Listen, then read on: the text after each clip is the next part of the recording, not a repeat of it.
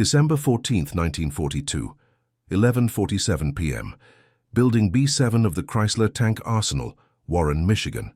The temperature inside was 43 degrees Fahrenheit. Margaret Maggie Chen, 34 years old, 5'2", former bakery owner from Dearborn, stood before a 40-ton hydraulic press that could crush a man's skull like an eggshell. Her hands, which 6 months ago had kneaded bread dough, now gripped controls that shaped 3-inch armor plate. The quota board behind her showed impossible numbers, 18 hull sections per shift.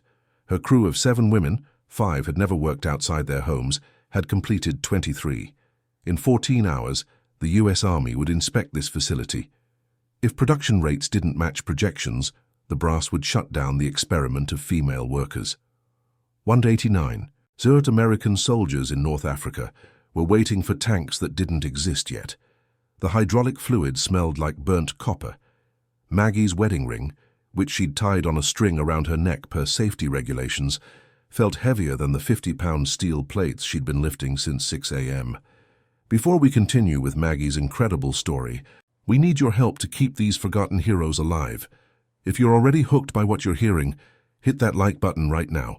It tells YouTube to share this with more people who care about real history. Subscribe to this channel so you never miss another story of courage and innovation from World War II. And here's something we love. Drop a comment below and tell us where you're watching from. Your country, your city. We have viewers from Buenos Aires to Berlin, from Manila to Montreal. Are you a veteran?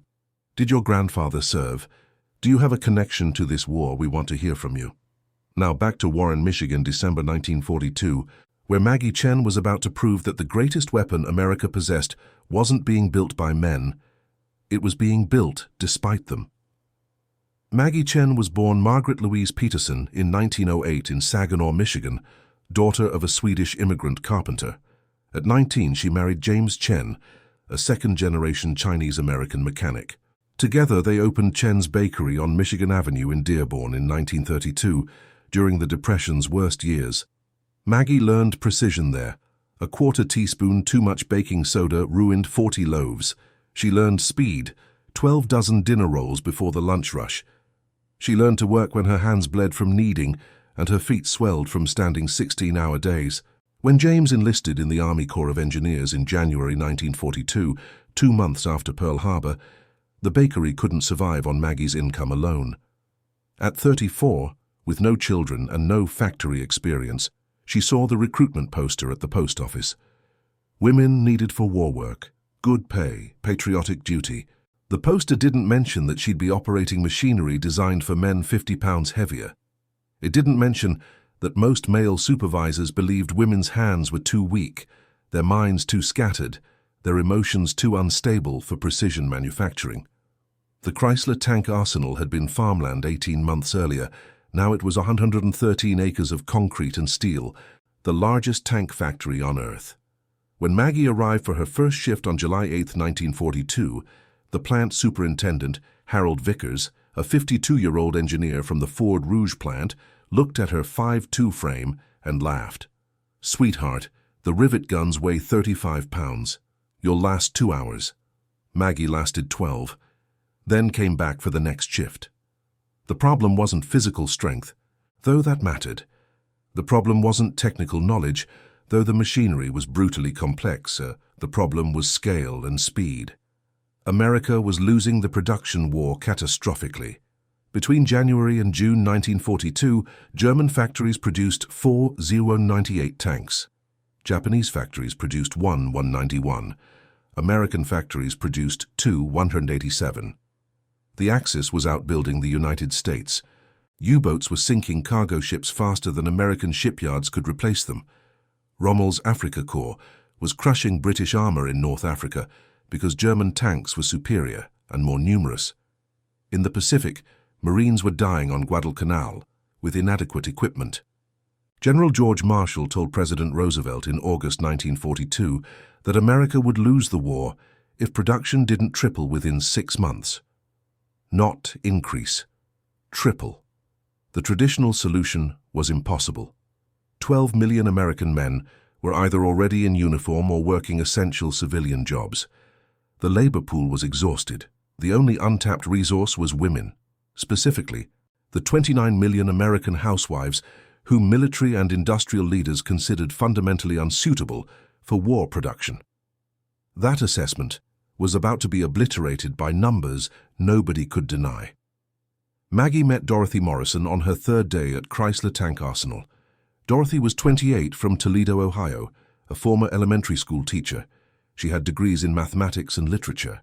Before the war, her most physically demanding task was erasing chalkboards. Now she was a welding inspector, responsible for checking every single weld seam on tank hulls. A bad weld meant a penetration point. A penetration point meant a dead crew. Dorothy and Maggie ate lunch together in the cafeteria, a massive concrete room with 200 seats that smelled like machine oil and instant coffee. Dorothy talked about her husband, Robert, a bomber pilot training in England. She talked about the house they'd buy in Cleveland after the war, a yellow house with a front porch. Morrison and Chen would visit each other. Their husbands would drink beer and complain about their wives' cooking, and everyone would laugh. Dorothy Morrison died on September 3, 1942, at 2:17 a.m. during the graveyard shift. A crane operator, male, 19 years old, transferred from a Ford assembly line, misjudged a load. A 3-ton hull section swung loose. Dorothy was inspecting a weld seam below. The hull section caught her across the chest and crushed her against a support beam. She was alive for 4 minutes. Maggie held her hand. Dorothy's last words were, "Tell Robert I finished my section. Tell him the welds were good." The crane operator was transferred to a different facility. No charges were filed. The official accident report noted, "Operator error compounded by inadequate visibility." There was no mention that Dorothy Morrison had identified 187 defective welds in 3 months, preventing 187 potential tank failures, potentially saving 935 American lives at 5 crew members per tank. Maggie attended the funeral in Toledo. There were 14 people present. No military honor guard, no flag, no recognition. Dorothy Morrison was buried as a civilian factory worker, not as a soldier in the production war. Maggie went back to Detroit and didn't miss a single shift for the next 8 months. The crisis accelerated through autumn 1942. The North Africa invasion, Operation Torch, was scheduled for November. Eisenhower's planners required 400 M4 Sherman tanks to be combat-ready by October 25th. Chrysler Tank Arsenal had 340 in various stages of completion. The math was brutal. 60 tanks in 30 days, 2 per day. The current production rate was 1-2 tanks per day. Harold Vickers, the superintendent, called an emergency meeting of shift supervisors on October 1st. Maggie wasn't invited. She was a floor worker, not management. But she heard about it from Rita Kowalski, a line supervisor who'd started as a riveter 3 months earlier. The meeting's conclusion was simple: impossible. Production couldn't be increased without more workers, and there were no more workers available. The real problem, Maggie realized, wasn't labor shortage. It was workflow stupidity. She'd watched it for 3 months. The tank assembly process at Chrysler was organized exactly like the automobile assembly process that had preceded it. Sequential stations, each completing one task before passing the chassis to the next station. It worked brilliantly for cars. It failed catastrophically for tanks. A car had 3 Zerundel parts. A Sherman tank had 18 Zerundel parts. A car weighed 3 Zerundel pounds. A Sherman weighed 66,800 pounds. A car could be lifted, rotated, repositioned easily. A tank hull, once placed, couldn't be moved without massive cranes and 45 minutes of repositioning time. The sequential system meant constant bottlenecks. The welding station couldn't start until the hull plating station finished. The turret installation station sat idle for hours waiting for completed hulls. Workers stood around waiting while the quota board mocked them with impossible numbers. Maggie had seen this exact problem at the bakery. When she tried to make bread sequentially, mix one batch, wait for it to rise, bake it, then start the next batch, she could produce 40 loaves per day. When she staggered the process, multiple batches at different stages simultaneously, she produced 160 loaves per day, 4 times the output with the same equipment and the same person. Tanks weren't bread, but workflow was workflow. On October 7, 1942, at 11:30 p.m., after her regular shift ended, Maggie stayed behind in Building B7. She wasn't supposed to be there. Overtime required supervisor approval. She didn't have approval. What she had was a notebook, a pencil, and a measuring tape. She spent 4 hours mapping the entire hull assembly section, every station, every tool, every worker movement. She timed how long each task actually took versus how long the schedule allocated. She identified every single moment when workers stood idle, waiting for the previous station to finish. The waste was staggering. Out of an 8-hour shift, the average hull plating worker spent 3 hours actively working and 5 hours waiting. The inefficiency wasn't laziness, it was design. Maggie's solution was simple, heretical, but simple. Instead of one hull moving through 7 sequential stations, run 7 hulls through simultaneous parallel workflows.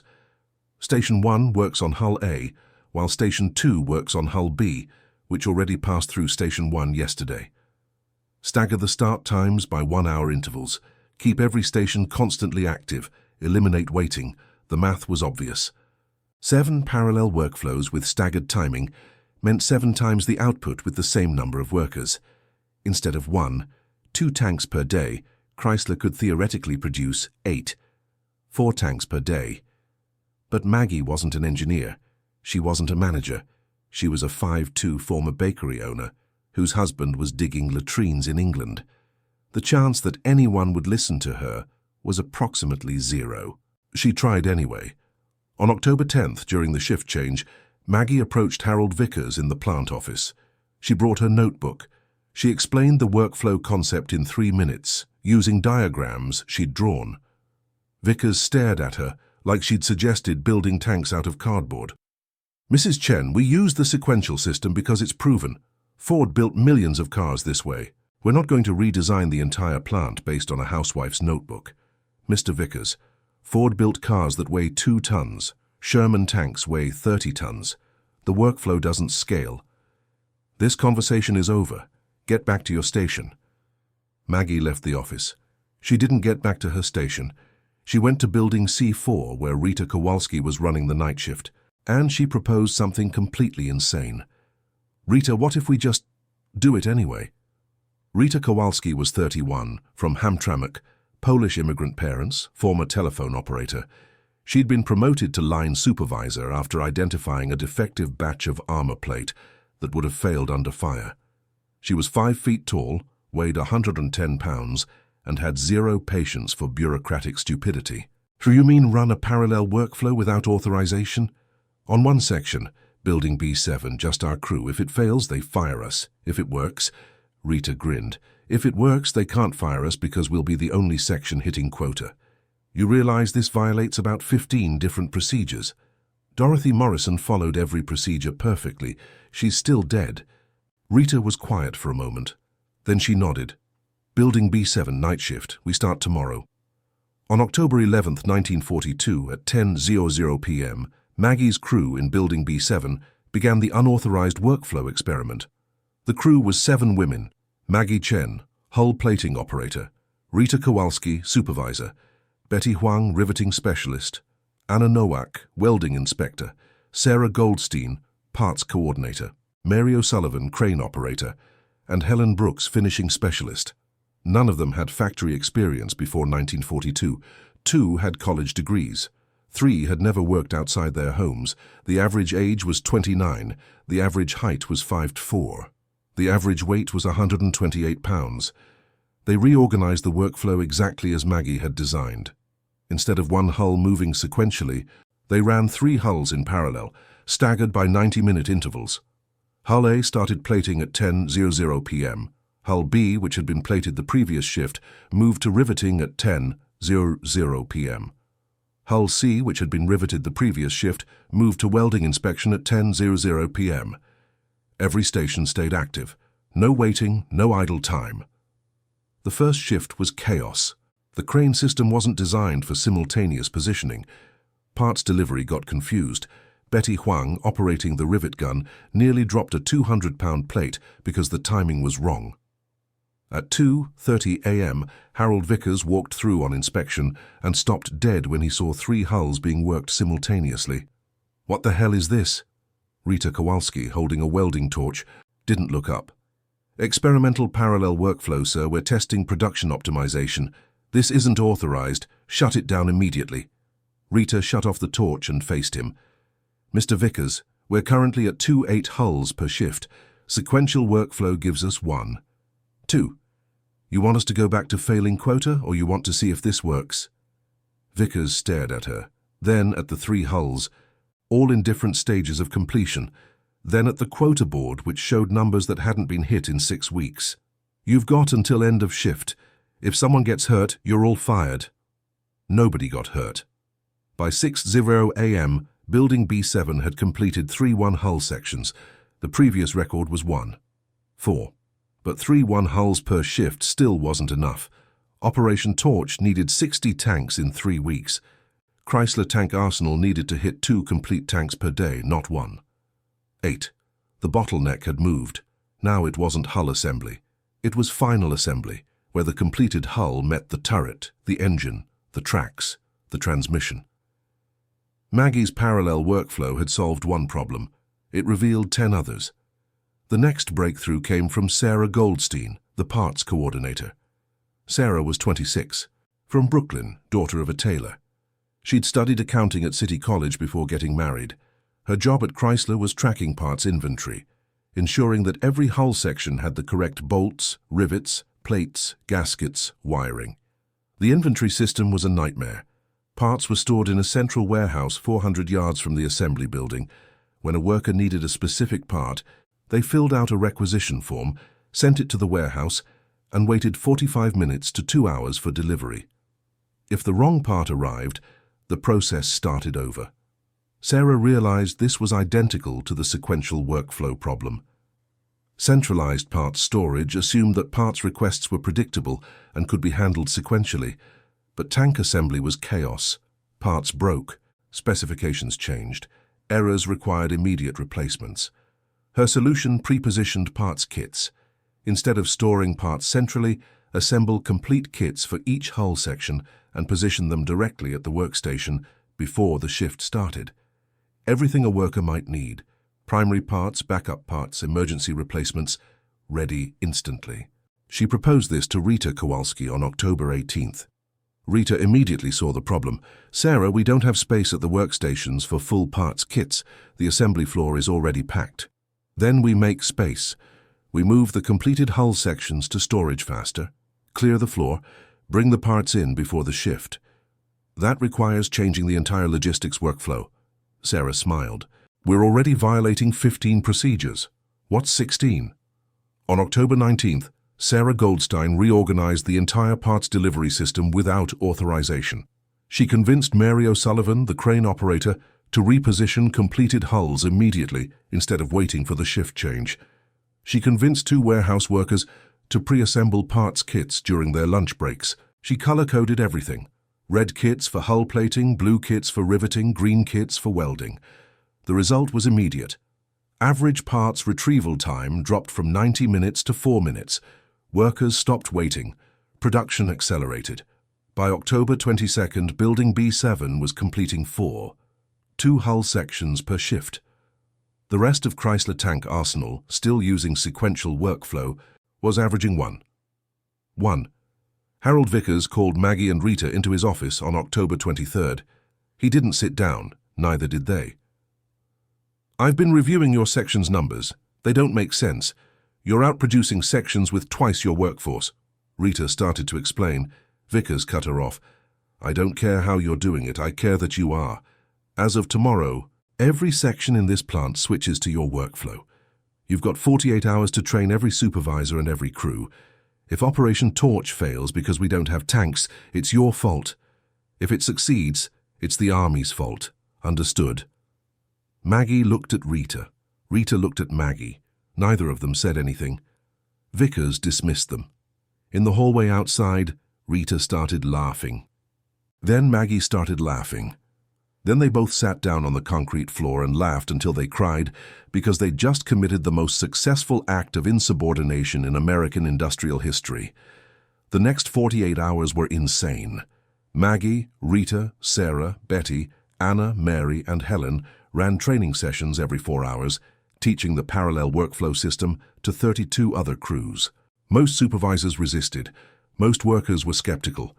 Harold Vickers personally attended every session and ended each one with the same statement: "This isn't optional. Learn it or find a different job."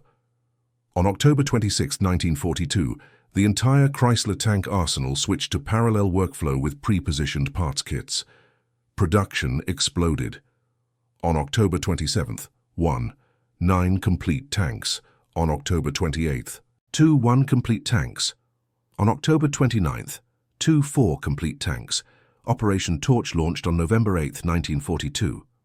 Eisenhower's forces landed in North Africa with 427 M4 Sherman tanks, 27 more than required. Chrysler Tank Arsenal had produced 87 tanks in the final 2 weeks, an average of 3. 1 per day, triple the pre-October rate.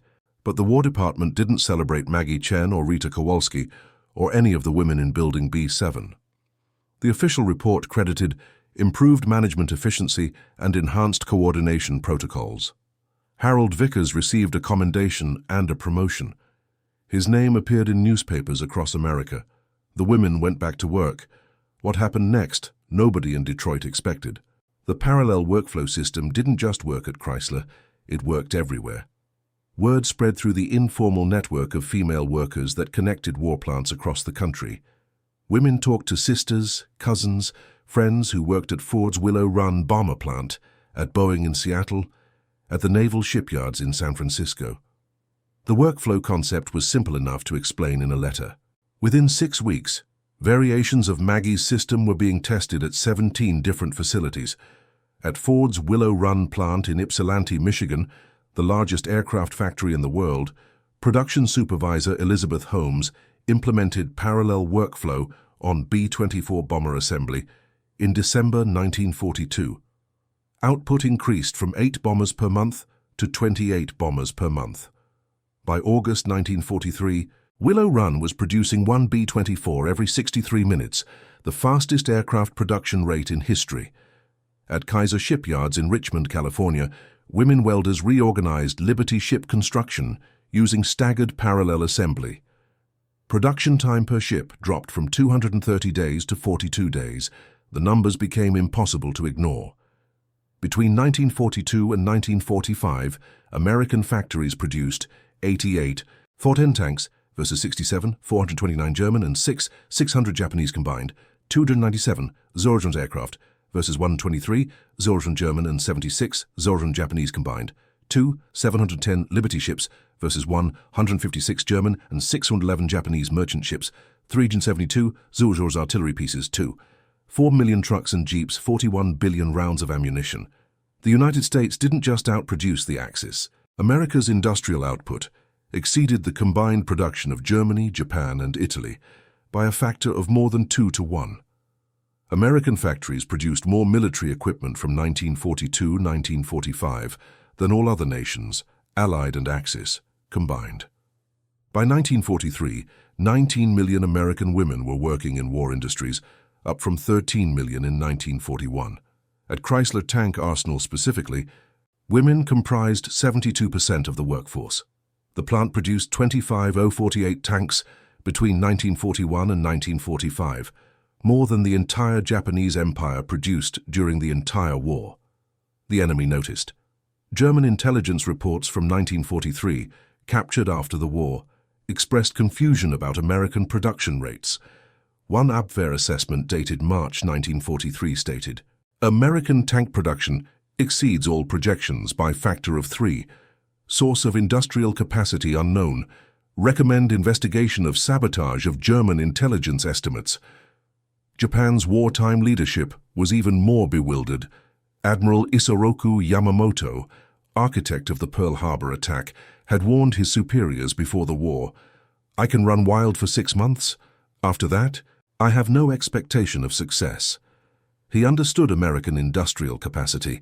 What he didn't anticipate was that America would triple that capacity by reorganizing workflow and employing women en masse.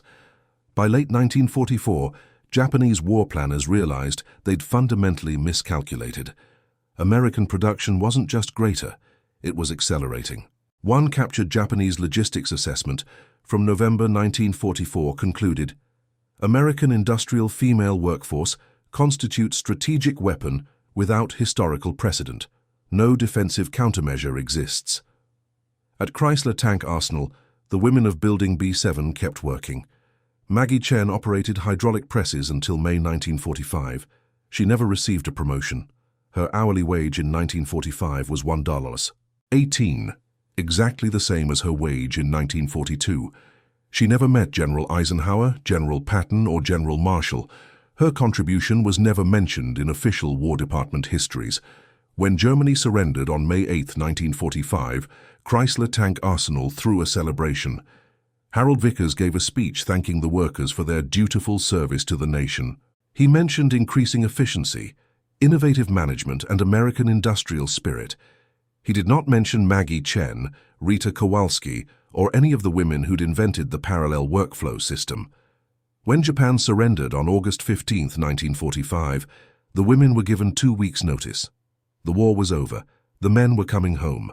The factory jobs were returning to their rightful owners. Maggie Chen's last day at Chrysler Tank Arsenal was September 1, 1945. She worked a full 8-hour shift, cleaned her workstation, turned in her tools, and walked out. She'd worked 142 consecutive shifts over 3 years and 2 months.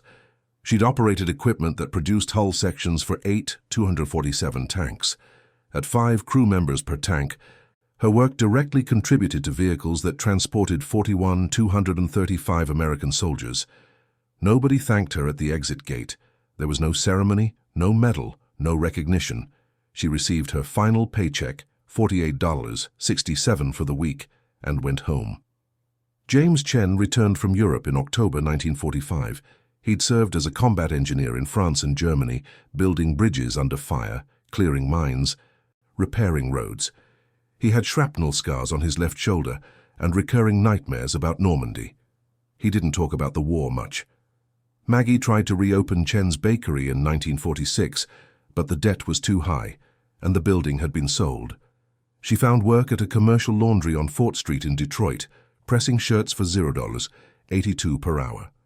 James got a job at a Ford parts supplier, assembling carburetors. They saved money slowly. They bought a small house in Lincoln Park in 1949. They had one daughter, Patricia, born in 1950.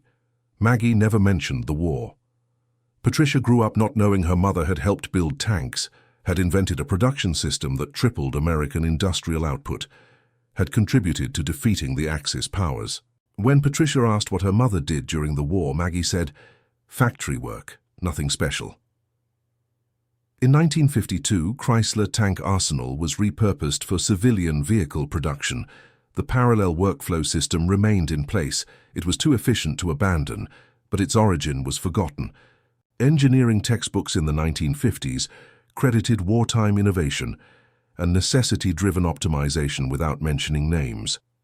In 1972, a University of Michigan doctoral student named Linda Hartman was researching industrial productivity during Wundt. She found discrepancies in Chrysler Tank Arsenal's production reports, sudden, dramatic increases in output in late 1942 that official histories didn't explain. She requested access to the plant's original shift logs and personnel records. The records had been archived in a warehouse in Dearborn, unexamined for 27 years. Hartman spent 8 months reading handwritten shift reports, cross-referencing production numbers, identifying patterns. She noticed that Building B7's production rate increased by 250% in October 1942, weeks before any official policy changes. She found Rita Kowalski's name in supervisor logs. She found Maggie Chen's personnel file, hired July 1942, terminated September 1945, no commendations, no promotions. She found a handwritten note in Harold Vickers' daily log from October 25, 1942. Chen Kowalski workflow adopted plant-wide. Output projections exceeded. Hartman tracked down Rita Kowalski in 1973. Rita was 59, living in Warren, Michigan, widowed, working as a bookkeeper. She remembered everything. "We didn't think we were doing anything revolutionary. We just wanted to build more tanks so our husbands didn't die. That's it. That's the whole story." Hartman asked about recognition. Rita laughed. "Recognition? Honey, they fired us the day the war ended. Vickers got promoted twice. Last I heard, he retired with a full pension and a plaque from the army." Hartman found Maggie Chen in 1974. Maggie was 66, still living in Lincoln Park, still working at the laundry. James had died from lung cancer in 1971, probably from exposure to industrial chemicals during the war, but the VA denied the connection. Maggie was pressing 200 shirts per day to pay for her daughter's college tuition. Hartman interviewed Maggie for 3 hours. Maggie brought out her old notebook, the one she'd used to map the hull assembly workflow in October 1942. She'd kept it for 32 years in a cardboard box in her basement. Hartman asked if she was proud of what she'd accomplished. Maggie thought about it for a long time. "I'm proud we won the war. I'm proud James came home alive. I'm proud Dorothy Morrison's husband survived the war even though she didn't. Am I proud they forgot about us the second it was convenient? No.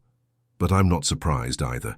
Hartman's dissertation, Female Industrial Innovation and American War Production, 1942-1945, was published in 1975. It documented the contributions of women workers at Chrysler Tank Arsenal and 17 other facilities. It identified Maggie Chen and Rita Kowalski as the originators of parallel workflow production systems. The dissertation was read by approximately 300 people, mostly academics. It received no mainstream media coverage. No newspapers interviewed Maggie Chen. No television documentaries featured her story. In 1978, Maggie Chen retired from the laundry at age 70. She spent her retirement gardening, babysitting her 2 grandchildren, and watching game shows. She died on November 3, 1989, at age 81 from congestive heart failure. The obituary in the Detroit Free Press was 4 sentences long. Margaret L. Chen, 81, of Lincoln Park, died Friday. She was a homemaker and former factory worker. Survivors include 1 daughter, Patricia Yamamoto of Ann Arbor, and 2 grandchildren. Funeral services will be private. There was no mention of tanks, no mention of innovation, no mention that her work had helped defeat Nazi Germany and Imperial Japan. Maggie Chen was buried in Woodmere Cemetery in Detroit. Her gravestone reads, "Beloved wife and mother." Rita Kowalski died in 1991 at age 77. Betty Huang died in 1994. Sarah Goldstein died in 2001. Anna Nowak died in 2003. Mary O'Sullivan died in 2006. Helen Brooks died in 2009. None of their obituaries mentioned the war. None of their gravestones indicated their contributions. The women who had tripled American tank production, who had invented industrial systems still in use today, who had proven that gender was irrelevant to manufacturing capability, were forgotten as thoroughly as if they'd never existed.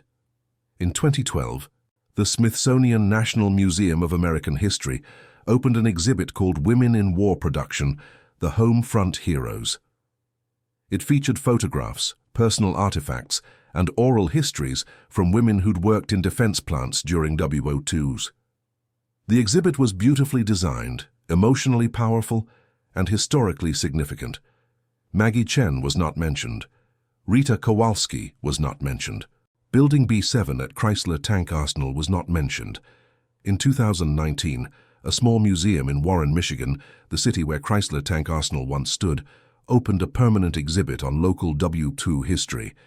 The exhibit includes photographs of women working in the arsenal, examples of riveting tools, and a scale model of an M4 Sherman tank. There is a plaque that lists the names of notable contributors to war production. It includes 27 names. Harold Vickers is listed. Maggie Chen is not. Rita Kowalski is not. The Chrysler Tank Arsenal site is now a shopping mall. Building B7, where 7 women revolutionized American industrial production, was demolished in 1958. The location is now a Bed Bath & Beyond. There is no monument. There is no memorial. There is no historical marker. If you visit the shopping mall today, there is nothing to indicate that the greatest industrial achievement in American history happened exactly where you're standing. But the numbers remain undeniable. American women, most of them with no prior factory experience, outproduced the combined industrial might of Nazi Germany and Imperial Japan. They built more tanks, more planes, more ships, more ammunition than anyone thought possible. They did it with less recognition, less pay, and less respect than they deserved. They proved that capability has nothing to do with gender, that innovation comes from the people doing the work rather than the people managing it. And that history forgets most of its heroes most of the time. Maggie Chen understood this. In Linda Hartmann's 1974 interview, the final question was, "What do you want people to know about what you did?" Maggie was quiet for a moment. Then she said, "I want them to know we did it. Not for recognition, not for glory. We did it because our husbands and sons were dying and we could help them not die. That's the job. You do the job. Whether anyone remembers is irrelevant." She was wrong about one thing. It's not irrelevant. Remembering matters. These stories matter. The women of Detroit, of Warren, of Willow Run, of Richmond, of every factory and shipyard and arsenal across America, they deserve to be remembered. Not as symbols, not as propaganda, as human beings who did impossible things under impossible circumstances and changed the world. If this story moved you, hit that like button, subscribe to this channel so you never miss another story of forgotten heroes, and leave a comment below. Tell us where you're watching from. Tell us if someone in your family served. Tell us if you've ever heard stories like this before. These histories disappear unless people like you care enough to keep them alive. Thank you for watching. Thank you for remembering. Dorothy Morrison, who died at age 28 in a factory accident, believing she was doing nothing special. Maggie Chen, who spent 32 years pressing shirts after saving thousands of lives. Rita Kowalski, who became a bookkeeper and died in obscurity. And the 19 million American women who built the weapons that won the war and were thanked by being told to go back home. They deserve better than we gave them. We can't change the past, but we can remember it honestly. That's how we honor them, by refusing to forget.